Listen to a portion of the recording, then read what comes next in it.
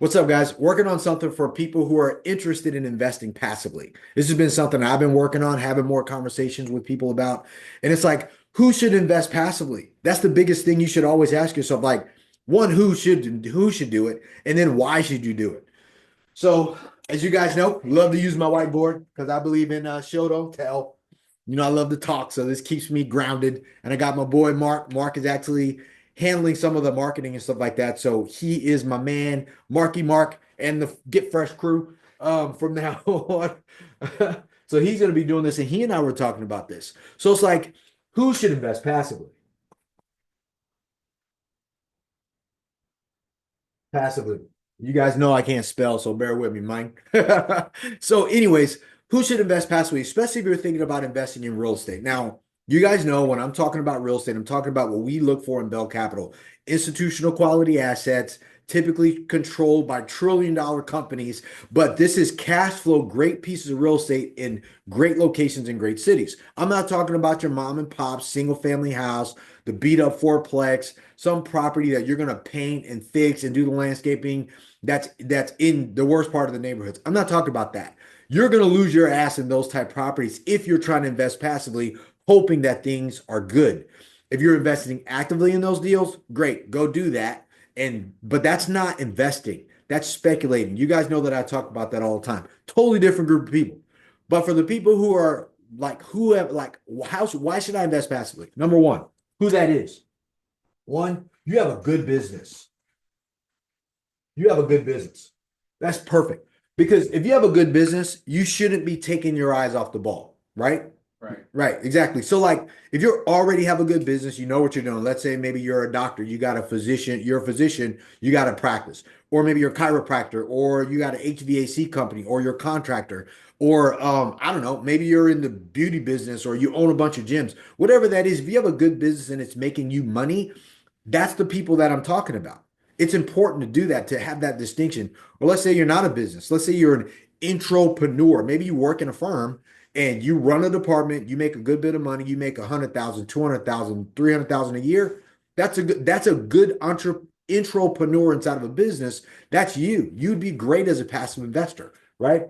Number two, which is the thing, you're also making good money. Good looks weird on paper when it's written out, but you make good money already. You're not like, dude, what are we gonna do? That's why, like, you guys have heard me talk about, especially for Bell Capital. Right now, we have an accredited only fund. What does that mean? To be accredited, you have to make 200,000 a year. You had to do that last year, and you got to also know you're going to do it next year ahead, or you have a household income of 300,000 between your spouse. So that's good income if you're working. That is your income, your earned income, right? Or you have $1 million net worth, excluding your primary residence, which is why I tell people if you own a single family house, it is not an asset. The government looks at it as a liability. That's why you can't put it on your freaking balance sheet and say that you're accredited to be able to invest in certain deals. Why? The SEC limits you for that. That's crazy. But who should invest passively? Who are you if you make good money already? Number three, you don't have time. I just put no time. You don't have time to get out there and look for deals, right? You good business, you make good money, but you don't have the time to go look for deals. You can't do this sitting on your couch. You can't. I mean, I know a lot of times people are like, dude, how do I find deals? And people are like, hey, go on LoopNet, go on CBRE, go to JLL's website, go to Crixie, go to all these different sites. But let me tell you, you will not find a great deal to invest in passively sitting on your couch. Most of those deals are not online. They're with brokers, which goes right back to this next thing, no relationships. You don't have the relationships. This is a contact sport. Real estate investing is a contact sport. Like I talk to all the top brokers here in San Diego County, and these guys can. There's only a couple top brokers. There's maybe two in any market. Really, there's one, and then there's everyone else. Just like all things, right? One in San Diego County. There's one in Orange County. There's one in LA County. There's one in Vegas. There's one in Austin. There's one in Scottsdale, Arizona. There's one in Florida. There's one in Miami. Like there's only one. But if you don't have this relationship, you might as well invest passively with somebody who does. This is really how the game works. It's not what you think. You can be an active person that goes off and find your own deals. But you don't need two businesses. To be an active person that runs a business, you spend all your time there, you're taking care of your family, you're going to your kids' games on the weekends like I do. You need a team, you need relationships with other people, and you need time. You will make a mistake if you invest passively, if you don't have time or the relationships with people that can tell you what to do and what not to do, right? What's the next thing we talked about? You don't know. What do I mean by you don't know? There's got to be something you don't know. Isn't there something everybody doesn't know? Right. Exactly. So, like, for example, I was talking to some guys. We're going to be doing something. We're going to be doing a networking event, coming up in March. And we were talking about property I was taking a look at. And I was like, yeah, no, this property just came to market. It's 320 units, really nice deal. It's a little too big for our portfolio right now. I'm not going to say that. Nothing's too big for my portfolio. It'll just take some attention. But they were like, good, man, let's take a look at it. So, but they're coming from a different market. They're real estate investors. They raise money too. They got passive investors, but they know their market. I know my market. I know this deal. I know the location. I know the area. I know that's a perfect deal. But if you don't know this, you have to think through what your skills and what your strengths and weaknesses are. If you don't know the market, you don't know the locations, you don't know the cap rates, you don't know the brokers, you don't know what's a good deal, you don't know that who are the major players in the market. True America is a major player here. EQR, major player. The top brokers, CBRE, major player. JLL, major player. Marcus and Millichap, not a major player. But if you don't know that, then you'd be looking at Marcus and Millichap deals, and all the people who do know this market, know the brokers, have the relationships, know the properties, they've already seen them. They're going to be like, this guy's talking to this brokerage. They don't know. They're not players here. They're not major players here, or the type of bread and butter deals. So it's important to have those things. And then last but not least, don't want to. This is probably the most important skill set you can have. I know for me, there's just things I don't want to know.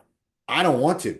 I don't want to do that. I don't want to buy value add heavy fixer upper properties. I would rather just let somebody else do that work. I don't want to cut my own yard. I don't want to blow the leaves. I don't want to do any of that. But if you're thinking about becoming a passive investor, who's a good person for a passive investor? Good business, makes a lot of money, doesn't have the time. They know what they don't know, and they also know what they don't want to do. They don't want to go find the deals. They don't want to build these relationships. They don't want to call like I have, call a broker for 12 months straight to still not get a call back, and then eventually call him again, and then they go, cool, I've been seeing your phone call. Sorry about that. I'm gonna send you a deal. Then have to go walk that property, meet the brokers, follow it with the debt team, figure out the debt. Like it's business. This is a business. So if you're thinking about investing passively, who are you? You have to know 100% who you are in this equation. If you have a good business, you don't have time to do this. You don't need two businesses. You need one good business making a lot of money, and you want to take that money that you've earned in your business, your revenue, and you want to invest it in something that pays you. So now you have two businesses. You want that money to work as hard for you do, or as hard for you as you did for it. And you can't do that if you're running two businesses. Why? Because 8 out of 10 businesses fail. And then a few years later, the last of those eight out of the two that made it, I'm sorry, 5% make it out of that group. So how are you ever going to have any success making your money multiply for you if you are trying to be active in everything? You got to know what you don't want to do, man. That's real. I know I don't want to do that. I want to be great at one thing and mediocre at everything else, or just say no to it, right? That's the power of being a passive investor. So you got to ask yourself the truth in all of these. Do you have a good business? Are you making good money in your business? Do you not have the time? Do you not have the relationships? And you don't know about this stuff and you don't want to know these things. You would much rather say, look, I'm going to learn everything I can about the partner that I'm going to, like, for example, if you are a partner with Bell Capital, I show up all the time. I got videos, I'm on social media. You can pick up the phone and call. You can go to bell-capital.com. You can hit invest now. You can schedule a call to talk to myself or somebody on my team. We are ultimately here for you. right?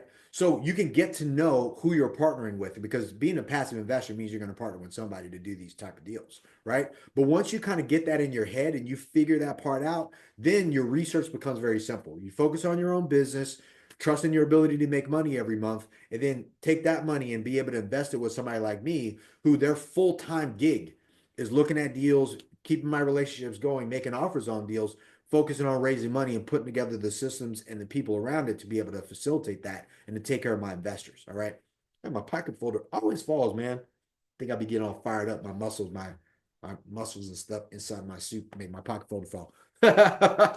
So anyways, I know this is a long/short video, but you got to ask yourself, who am I? Am I going to be a passive investor, or am I trying to be active? And if you have a good business right now, you don't have time to be an active. You don't need two active businesses. Why? Because most businesses fail anyways. So if you have a good business that's making good money, focus on that one. Take the money you've made, have that money multiply for you, and get it to work as hard for you as you did for it. That's really the name of this game, right? And you can't do that if you're looking all over the place. So you need to make a choice. So I hope this helps you. I'm here for you. I'll keep making videos. So leave it in the comment. Where are you at on this? You just like being active? Do you want to be in control of everything? You want to own everything? I want to own 100% of every deal. That's what I like to do. You're never going to own 100% of every deal, man, ever. It's going to be you. It's going to be your lender. It's going to be your insurance company. It's going to be the property taxes, which means it's going to be the state, federal taxes from income, whatever it is that you do. You'll never own 100% of it. You'd rather own a piece of something big than 100% of something small that can get squashed. No thanks, man. So I'm here for you, but where are you at on this? Do you see, like who are you? Are you a passive investor, or do you want to stay active? Right? I mean, make that choice. I would love to see it in the comments. And which one are you? Good business, no time, makes a lot of money, no relationships. You don't know something, or you don't want to do this and you're like, dude, I'd rather just be passive. I would love to see that in the comments. So like this video, share the video, comment on the video, subscribe to my channel, give it a thumbs up, or give it a thumbs down. Don't be a hater and a hider at the same time, man. I always say that.